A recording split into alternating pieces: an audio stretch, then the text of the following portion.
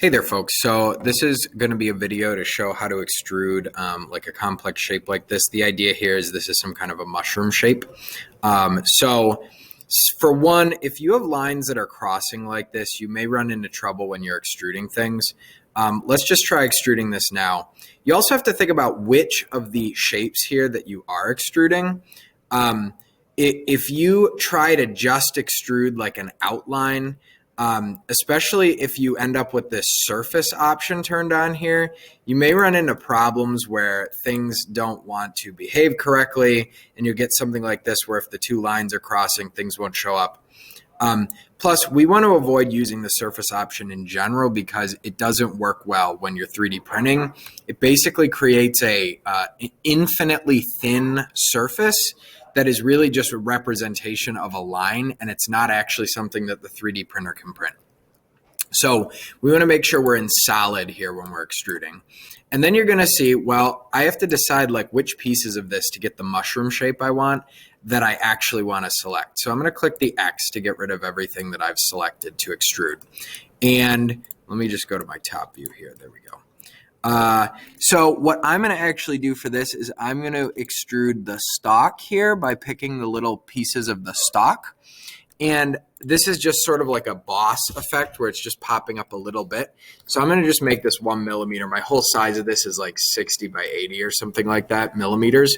But whatever size you're working in, if you're working in inches, you might extrude it like a 1/16 of an inch, and that's kind of close to a millimeter. So watch this. I'm going to do the stem. Okay, so now I have the stem there. And oftentimes what will happen, I just had to click it because I had turned it on before, is your sketch is going to disappear and you're going to be like, oh my God, where's the top of my mushroom? Because I still want to extrude that. Well, if you hover over that sketch over here in your features area, you can click this eyeball and it will turn the sketch back on so you can see it again. And now I can go in here to extrude again. And I'm going to pick a different part of the mushroom now. And let's extrude this one a little further. Let's do this one like 2 millimeters. So it's sticking up a little bit more. All right. And there is sort of a mushroom shape if you blur your eyes. So this could be a little tricky to do. Maybe you decide, okay, I actually want the stem to be higher up than the base. So I double clicked on the first extrusion for the stem, and I'm going to change that one to 2 millimeters. And then double click the third one and change this one back to 1 to make the top of the mushroom be the taller part. So there is like one possible way you could do this. Another possible way, let me turn on my mouse clicks. That might help so you can see a little better.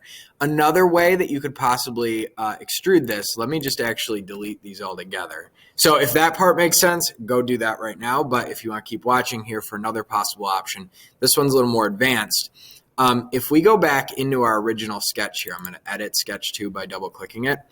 There are some other options, like you could do the whole outline of this mushroom, and I have no idea how this is going to work because I didn't try it yet. I don't know how it's going to look.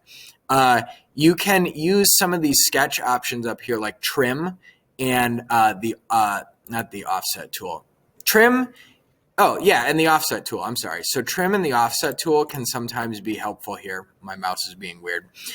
So like trim, for instance, maybe we decide we just want to trim away all of these little bits and pieces that are sticking out here to make like one shape. So now we have like this middle shape and the outer shape. Now we could go and extrude those two pieces, just like we did before, extrude one to be 1 millimeter and extrude the other to be a little taller. So you can experiment with creating, there we go, 2 millimeters, different outlines and different shapes. Maybe we want those flipped again, so you could go back and edit, make this one the 2 millimeter one and the other one the 1 millimeter one to make it so that the top of the mushroom is taller than the stem of the mushroom. Any way you want to get the effect or the graphic that you're going for here. Still a kind of third option here, if we go back into our sketch, I'm actually going to undo a whole bunch to get back to before I trimmed those different lines away, would be to turn all of these different shapes into like a single outline. And that is where, if we edit the sketch, we can use the offset tool. So I just showed how to use the trim tool. If we use offset, you have to be careful if you have tight areas like this tool might not behave too well. But if we use offset, what this is going to do is if I click on like a line, it's going to let me drag this little arrow. And so it didn't work when it was over here because of some math that doesn't work out. It gives you an error. But if you slowly, gently drag this arrow, you're going to see there's a point where you're like, ooh, there, 0.5 millimeter. There's a couple spots where I could create like a duplicate line around this. And watch this. So I click the check mark there.